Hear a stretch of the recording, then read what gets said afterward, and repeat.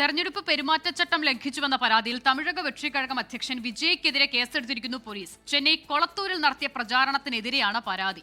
DMK-ക്കെതിരെ രൂക്ഷ വിമർശനവുമായി TVK രംഗത്തെത്തിയിട്ടുണ്ട്. അതേസമയം മുഖ്യമന്ത്രി MK സ്റ്റാലിന്റെ നേതൃത്വത്തിലുള്ള DMK-യുടെ പ്രചാരണം ഇന്ന് തുടങ്ങും.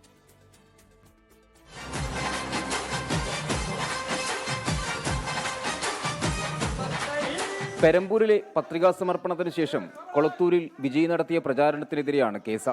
പൊതുജനങ്ങൾക്ക് ബുദ്ധിമുട്ടുണ്ടാക്കുന്ന വിധത്തിൽ പ്രചാരണം നടത്തി, ആംബുലൻസിന് മാർഗതടസ്സമുണ്ടാക്കി, പൊതുനിരത്തുകൾ പ്രചാരണത്തിന് ഉപയോഗിച്ചു തുടങ്ങിയ കാര്യങ്ങളാണ് പരാതിയിൽ പറയുന്നത്. പെരവല്ലൂർ പോലീസാണ് കേസെടുത്തത്. പരാതിയെ നിയമത്തിന്റെ വഴിയിൽ നേരിടുമെന്ന് TVK campaign general secretary Aadav Arjuna. Mr. MK Stalin don't want to allow anyone to campaign in their own constituency. That's why they filed FIR today. It's a threatening. Definitely we'll face the legal way. DMK-യുടെ തിരഞ്ഞെടുപ്പ് പ്രചാരണം ഇന്ന് ആരംഭിക്കും. വൈകിട്ട് 5-ന് തിരുവാരൂരിൽ നിന്നാണ് മുഖ്യമന്ത്രി MK Stalin പര്യടനം ആരംഭിക്കുക. April 21-ന് സ്വന്തം മണ്ഡലമായ കൊളത്തൂരിൽ പ്രചാരണം സമാപിക്കും. അതിനിടെ തിരുവാരൂരിലേക്ക് പുറപ്പെട്ട MK സ്റ്റാലിന്റെ വാഹനം തിരഞ്ഞെടുപ്പ് ഫ്ലൈയിംഗ് സ്ക്വാഡ് പരിശോധിച്ചു.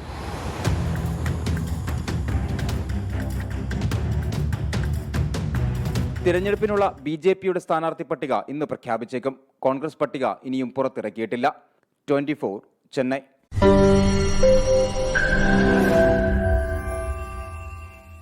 ലോകത്തെവിടെയായാലും ഏത് സമയത്തും 24 വാർത്തകളും ഓഗ്മെന്റഡ് റിയാലിറ്റി പാക്കേജുകളും എക്സ്പ്ലെയിനറുകളും വിശദമായി കാണാൻ ഞങ്ങളുടെ YouTube ചാനൽ നിങ്ങൾക്ക് സബ്സ്ക്രൈബ് ചെയ്യാം.